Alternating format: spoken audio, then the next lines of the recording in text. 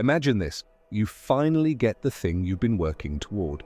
Maybe it's a promotion, a new car, a relationship, a creative project that finally comes together.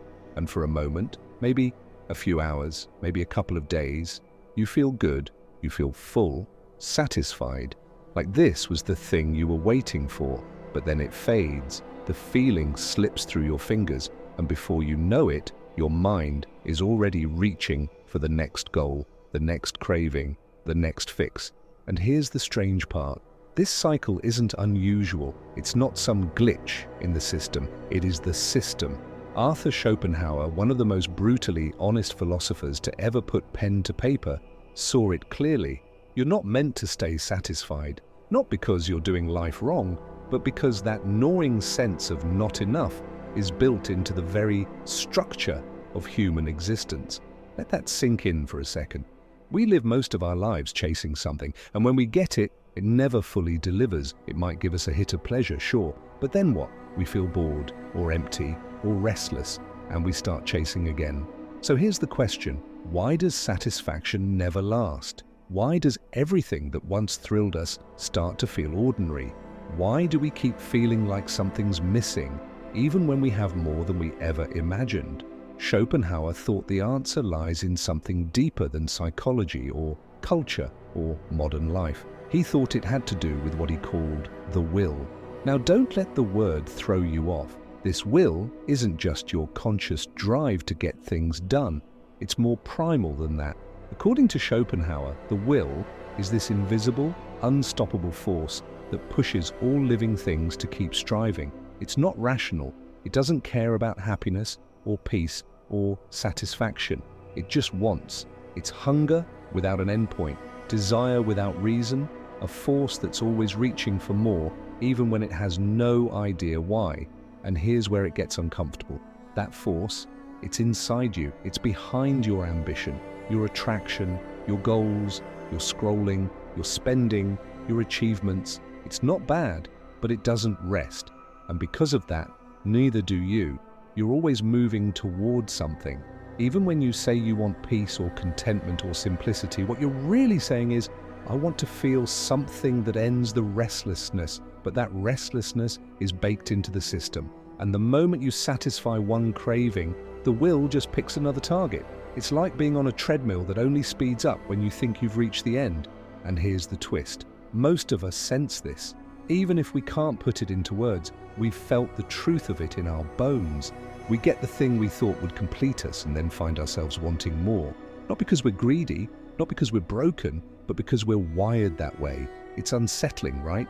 Because if Schopenhauer is right, it means we're trapped in a game we can't win. A game where the prize is always just out of reach, where happiness isn't a destination, it's a fleeting pit stop before the next craving kicks in. So what do we do with that? Do we give up, detach from the world entirely? Or is there another way to approach life once we see the game for what it really is? We're just getting started, because what Schopenhauer reveals next changes everything. Not just how we see desire, but how we live. Let's go deeper.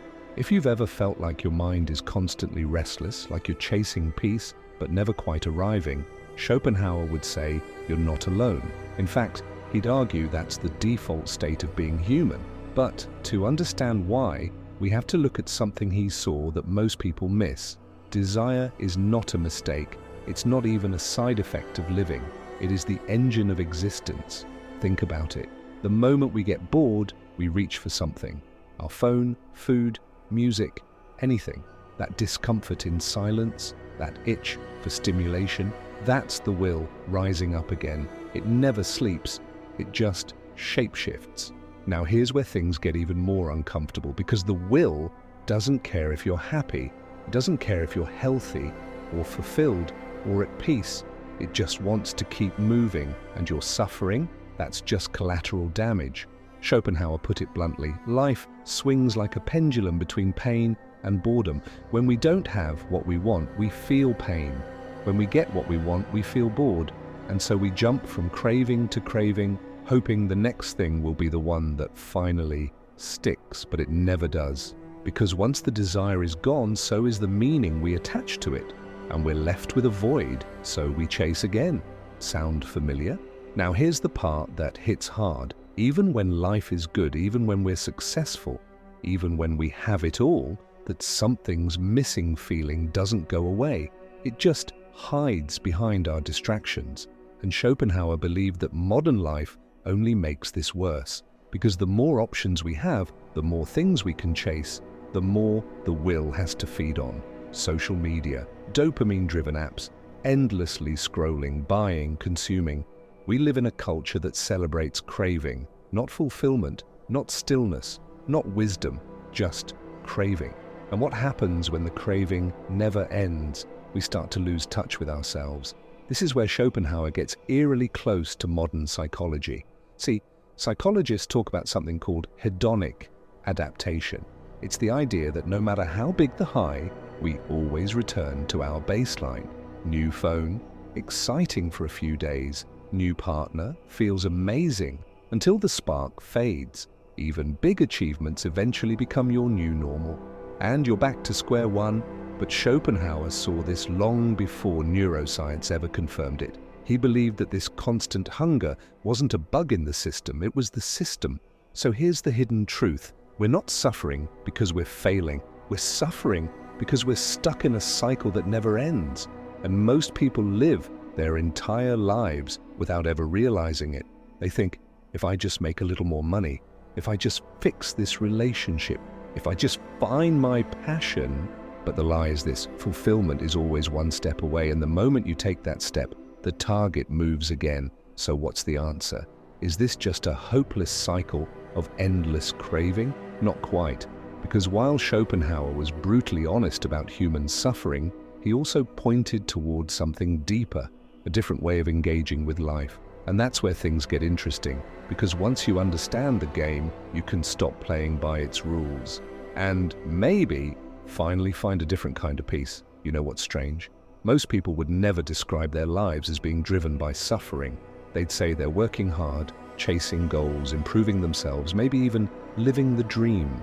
But when the noise fades, when the lights go out, there's still that quiet emptiness, the vague sense that something is off. And that's the trap, because it's not loud, it doesn't scream, it whispers.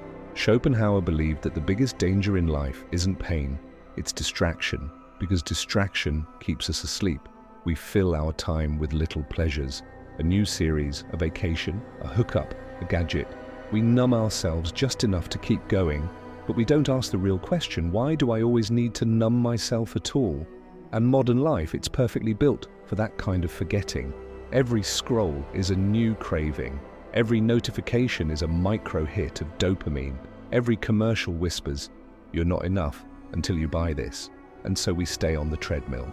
But here's the part that really stings. It's not just that we're stuck in the cycle, it's that we've built our identities around it. Think about it. We define ourselves by what we do, what we buy, what we achieve, what we consume.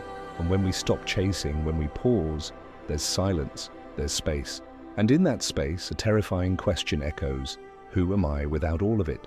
Schopenhauer would say, you are the will, not your name, not your job, not your followers or income or success.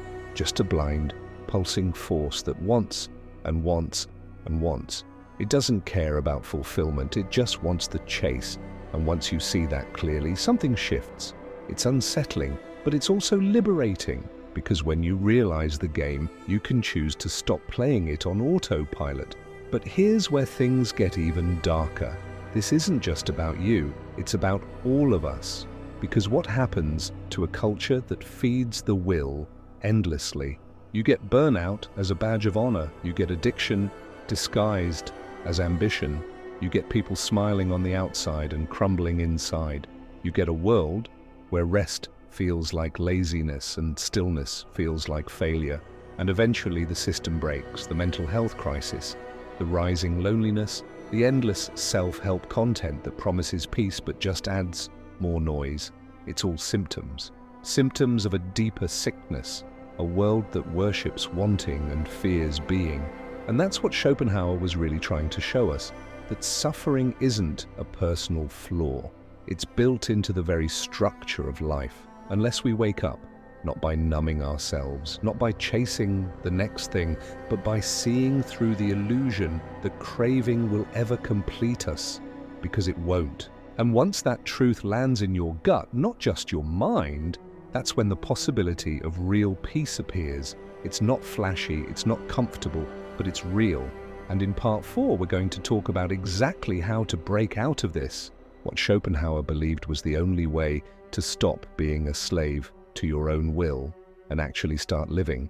So if the will is always pushing, if the chase never ends, and if every time you get what you want, you just move the goalposts, then what? Are we just doomed to suffer forever? Well, this is where Schopenhauer gets surprisingly practical. He doesn't promise bliss. He doesn't tell you to manifest your dreams or raise your vibration. Instead, he offers something far more honest, something raw, powerful, and oddly calming. Detachment. Not the kind where you stop caring about life, not where you give up on ambition or love or meaning, but the kind where you see clearly and stop letting the will drive you blindly. For Schopenhauer, the only true freedom is when you stop identifying with your desires. You still have them, but they don't own you anymore. Think of it like this. You're on a boat in a raging sea. The waves are your cravings, your fears, your habits. Most people spend their lives fighting the water, chasing distant islands, or clinging to whatever floats. But what if you just dropped anchor? What if you stopped struggling for once and learned to sit still? That's what Schopenhauer points to. He talks about aesthetic experience, those rare moments when you lose yourself in beauty, in music, in art, in nature, moments where, even just for a breath, the will goes silent. You're not wanting, you're just being, and it feels peaceful. That, he says, is a glimpse of real freedom. Now here's the twist. This isn't about escaping life, it's about learning to live without being enslaved by it. And some people, according to Schopenhauer, go further than just glimpses. They begin to radically let go. They stop playing the status games. They stop chasing what everyone else is chasing. They simplify. They turn inward. He saw this in the saints, the mystics, even in some of the great artists and thinkers, people who weren't driven by endless wanting, but by understanding, by compassion, by stillness. Now you might be thinking, that sounds a bit extreme. Isn't this just some kind of renunciation? Not quite. You don't have to shave your head and live in a cave to follow this path. It starts with small awakenings. Noticing the craving before you act on it. Feeling the emptiness without immediately filling it. Asking yourself, not what do I want right now, but why do I want this? It's not about denial, it's about awareness, because once you become aware of the will, you begin to have a choice, and that's the rebellion Schopenhauer offers. Not a rebellion of force or fury, but of insight, of quiet clarity in a world that never stops screaming. You step off the treadmill, you stop living in the future, you stop believing that the next achievement, the next relationship, the next success will finally be enough. And in that stillness, something shifts. You start to see life not as a constant problem to be solved, but as a mystery to be experienced. It's subtle, but it's real, and it's the beginning of a kind of peace that doesn't depend on the next thing going right. A peace that isn't rooted in getting, but in being. And that's the door out of dissatisfaction. Now comes the part most people avoid. The one insight that explains not just our dissatisfaction, but why it keeps coming back, even when you think you've outgrown it. It's this. Desire isn't a bug in the system, it is the system. You weren't meant to be satisfied. You were designed by biology, by evolution, by the will itself, to chase, to want, to hunger. And the second you get what you want, the feeling fades, the goal morphs, the finish line moves. It's not because something's wrong with you, it's because that's how the machine was built. And when you finally understand that, something in you goes quiet. It's almost tragic, but it's also freeing. Because here's the hidden wisdom behind Schopenhauer's pessimism. You stop being fooled by the chase. You stop thinking, if I can just fix this one thing in my life, I'll finally be happy. You stop bargaining with the future. You stop placing your peace somewhere out there, in the next relationship, the next promotion, the next version of yourself. Instead, you begin to wake up. You notice the craving as it rises like a wave, and you don't automatically ride it.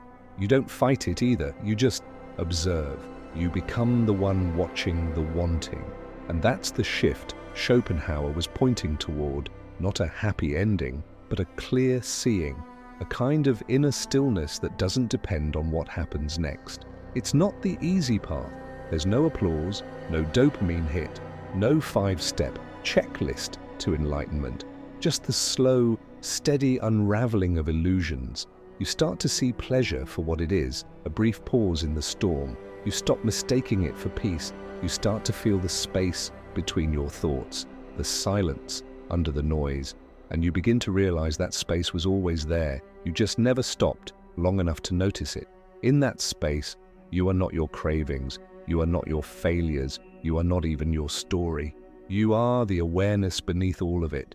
And from that place, even dissatisfaction becomes a teacher. Even pain becomes a doorway. Even desire becomes something you can bow to, but no longer serve. That's not escapism. That's awakening. Because in a world addicted to more, to speed, to stimulation, to validation, stillness is rebellion. Clarity is power. And seeing the will for what it is might just be the first true act of freedom you've ever taken. So no, Schopenhauer didn't offer easy hope, but he offered something better, truth, raw, unfiltered, sometimes painful, but real. And sometimes seeing things clearly is the most liberating thing you can do. So the next time you feel that familiar itch, the next craving, the next chase, the next goal you swear will fix everything, pause, breathe, ask yourself not just what you want, but why you think it'll save you. Because the lie isn't that you're not enough. The lie is that more will finally make you whole. But the truth, you were never broken to begin with.